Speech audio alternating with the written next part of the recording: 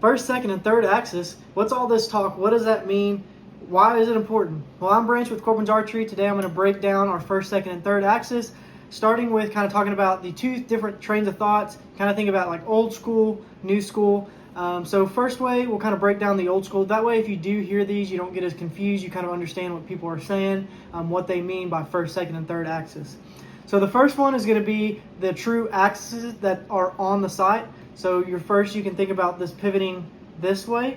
You have an axis running straight through here, through this bar, right through the middle of your scope, and it can pivot around it going this way.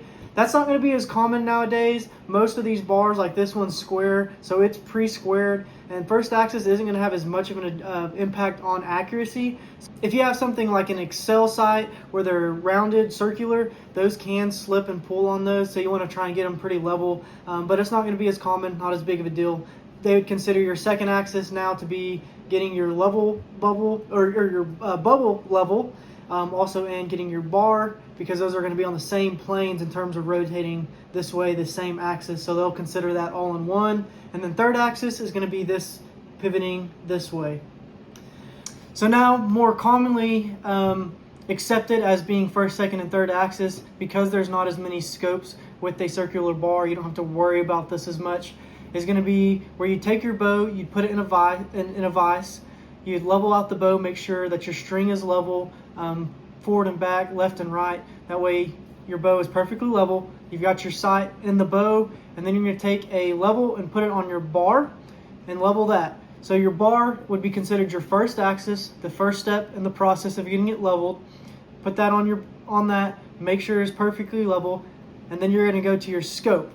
Most scopes will have an adjustment in front of the bar, so to get those leveled, you'd have your bar leveled, you have your bow leveled. Thirdly, you'd match up your scope to level, so that'd be considered your second axis. Now, what I'll tell people, if something's going to be off, I'd much rather have my bar and scope leveled than my scope and my bow leveled. This is super critical because as you go up and down your sight, making adjustments, these need to be perfectly square to each other, so it's not going to be thrown off left and right as you get to further distances, because you will see it affect it more at further distances than you will see at 20, 30. This is going to be crucial for long distance accuracy. So we've got our first axis set with the bar, second axis set with the scope, third axis is going to be setting this pivot point right here to make sure on our up and down angles that this is set. You won't see this affect you when you're level on the ground. This is only going to affect you up and downhill shots. Now there's a few ways you can set this. What I like to do is I like to have my bow in a vise.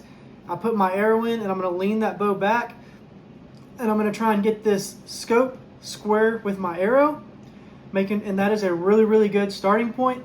Some people you'll see, they'll take their bow, they'll draw it back.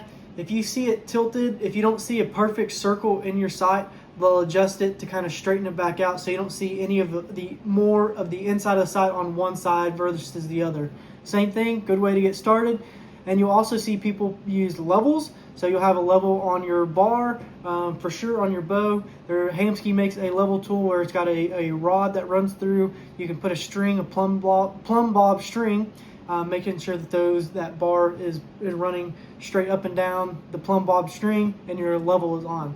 So while those are great tricks for getting your third axis super duper close, I'm going to highly recommend taking the time to actually shoot it in, go out to a range, get some uphill and downhill angles, see if when you are sighted in perfectly level on the ground, if when you do get to those angles, if you have left or right impact differences, because as we're at full draw, we start executing our release, things will change and pivot in there, which can affect it, and those tips or tricks aren't going to take that into consideration when we do set them. So shoot it in, take your bow to somewhere that can set your first, second, and third axis, because you will not be as accurate as you can be. You're not going to understand why shots didn't quite hit where they should have. You felt like they were good shots, but especially at further distances and uphill and downhill shots, this will affect it. So like I said, really take the time to get these set for hunting season, because it is crucial for your success. So if you found this video to be helpful, make sure to give us a like and subscribe. If you have any questions about any of this, drop them in the comments below. And y'all have a great day. Thanks for watching.